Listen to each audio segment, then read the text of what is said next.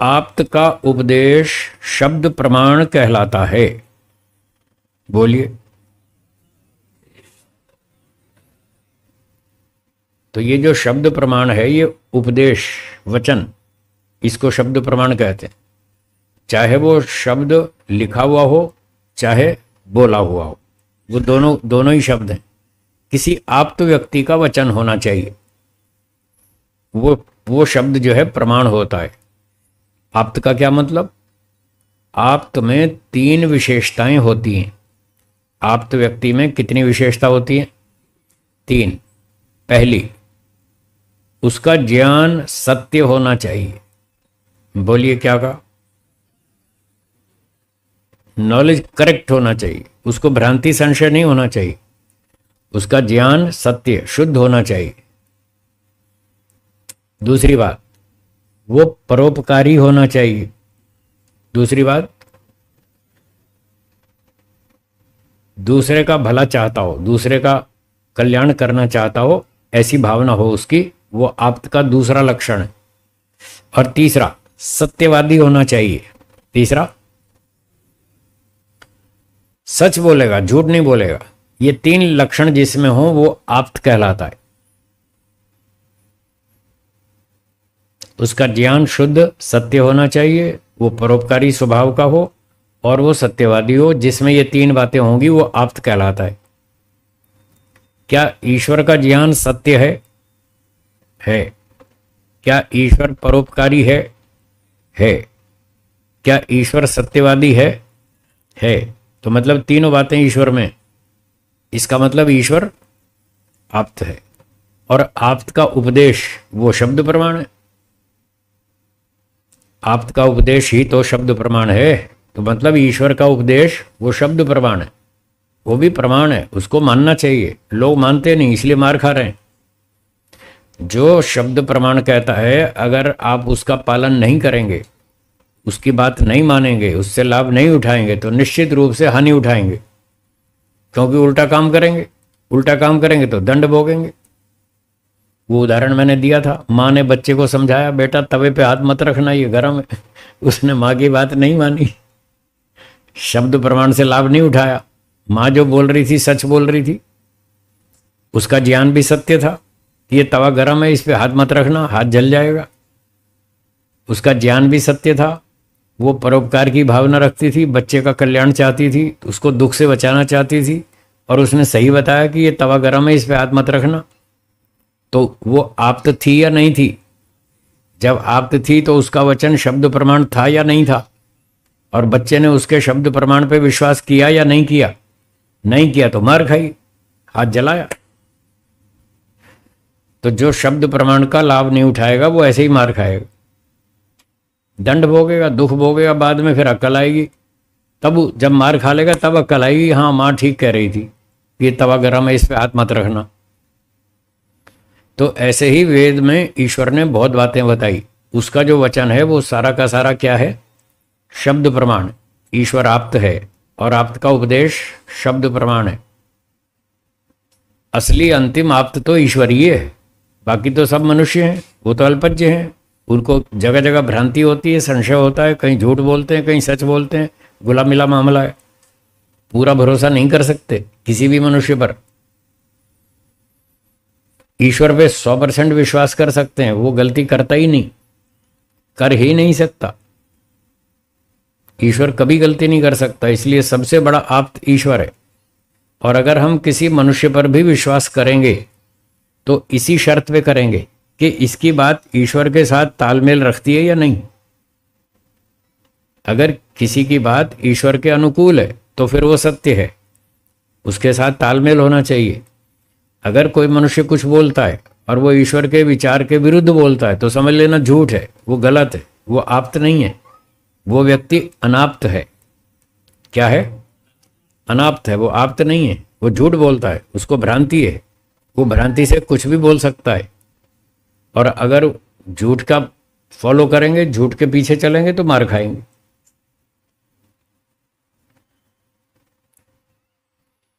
तो सबसे बढ़िया शब्द प्रमाण वेद है। वेद से लोग लाभ नहीं उठाते, नहीं उठाते इसलिए दुखी हैं, परेशान हैं। करोड़ों व्यक्ति वेद को छोड़कर इधर उधर भटक रहे, वो सारे बेचारे मार खा रहे। और कुछ लोग वेदों को पढ़ते हैं, पर वो भी थोड़ा शाब्दिक रूप तक ही पढ़ते हैं, फिर विशेष चिंतन मनन लाभ नहीं उठाते, थोड़ा थोड़ा लाभ उठाते हैं, ज़्यादा नहीं उठाते।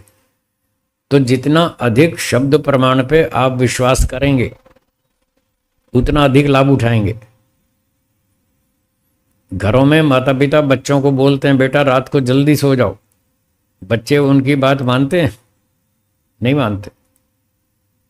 माता पिता कहते हैं बेटा जल्दी उठ जाओ सुबह, वो नहीं उठते उनकी बात नहीं मानते हैं। शब्द प्रमाण पे विश्वास नहीं करते, नहीं करते तो फिर नुकसान उठाएंगे, फिर रोगी पड़ेंगे।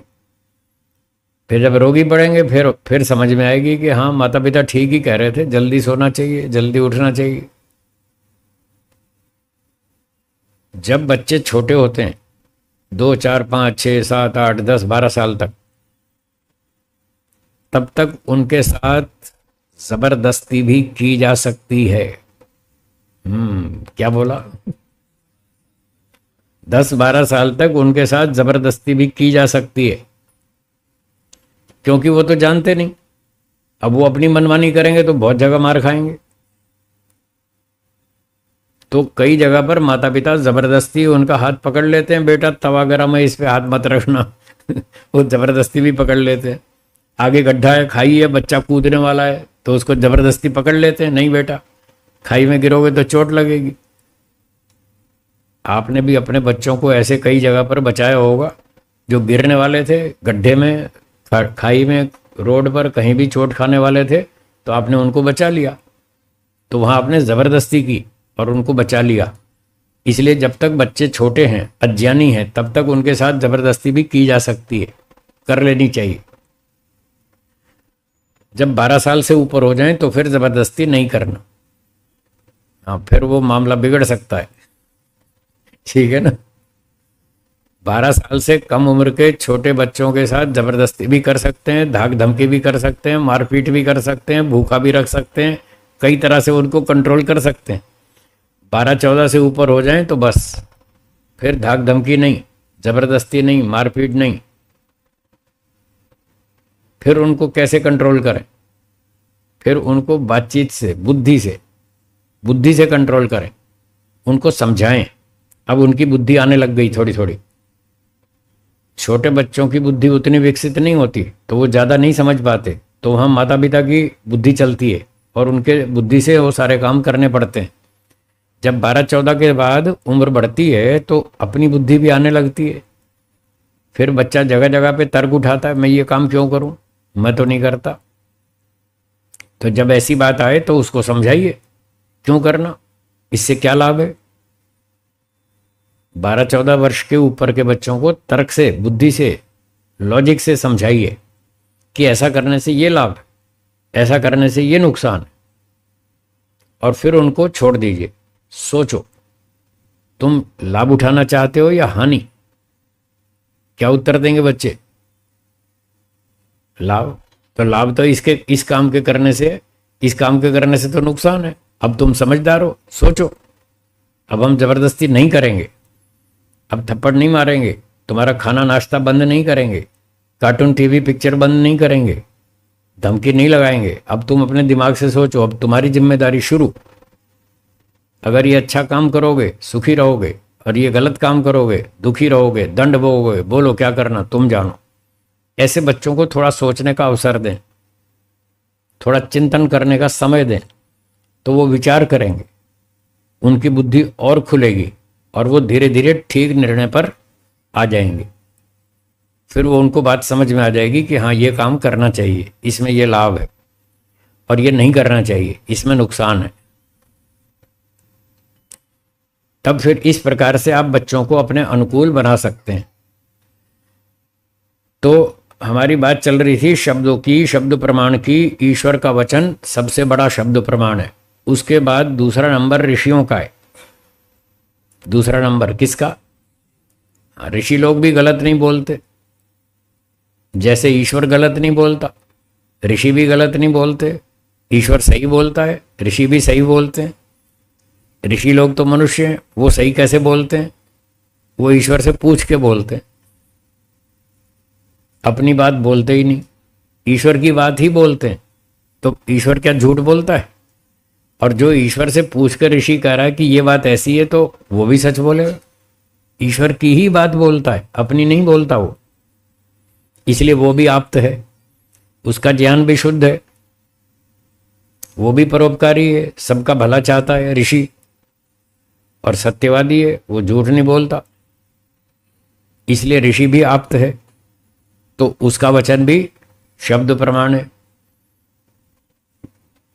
तो ऋषियों के ग्रंथ, दर्शन, उपनिषद, मनुस्मृति आदि आदि, सत्यार्थ प्रकाश, ये ऋषि वचन है, ये भी शब्द प्रमाण है। इनको भी मानना चाहिए।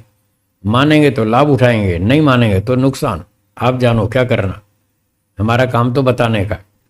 आपकी उम्र 12 साल से कम नहीं है, ज्यादा है, इसलिए जबरदस्ती नहीं कर सकता मैं। थप्पड़ नहीं मार सकता, डंडा नहीं मार सकता, भूखा नहीं रख सकता, सिर्फ समझा सकता हूं। अब एक ही उपाय है समझाने का, बाकी आगे आपकी बुद्धिमत्ता है, आप कितना लाभ उठाएंगे वो आप जानो। तो दूसरा नंबर ऋषियों का, उनके वचन भी शब्द प्रमाण है। जो जितनी श्रद्धा रखेगा वो उतना लाभ उठाएगा,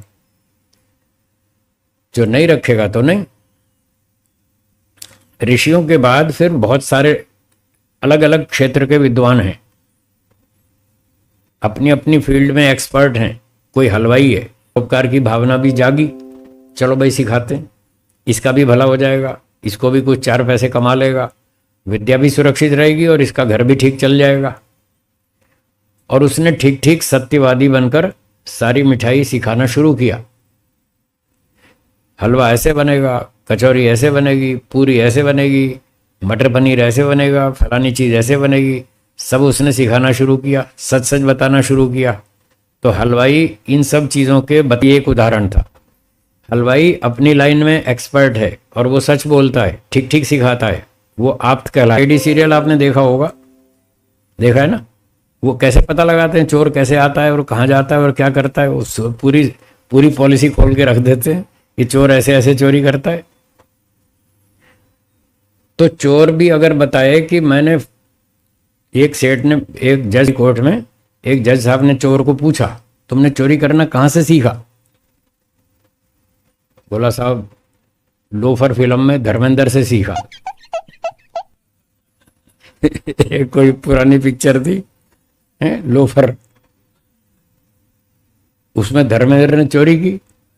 बोला मैंने लोफर फिल्म से धर्मेंद्र को चोरी करते देखा, वहां से सीखा। तो इस प्रकार से जब कोई इस तरह का एक्सपर्ट भी जब सरकार को, पुलिस को देश हित के लिए बताएगा कि चोर ऐसे ऐसे चोरी करते हैं, और पुलिस उसको जान करके फिर अगले चोरों को पकड़ेगी, तो उस चोर का वचन भी शब्द प्रमाण होगा कि हाँ ऐसे ऐसे चोरी की जाती है, ऐसे ऐसे ताले टूटते हैं, उसका वचन भी शब्द प्रमाण होगा, हाँ या ना। बस तो जो भी जिस लाइन में एक्सपर्ट है और वो देश हित के लिए, परोपकार के लिए बताएगा तो ठीक है, तब तो उसका वचन प्रमाण है। और वो चोरी करने के लिए सिखाएगा तो गड़बड़ है, फिर वो अच्छा नहीं है, फिर तो देश की हानि कर रहा है। वो चोरी करना सिखाता है नागरिकों को, वो गलत, उसको अच्छा नहीं माना जाएगा। तो ये हो गया शब्द प्रमाण, आप्तोपदेशा शब्द।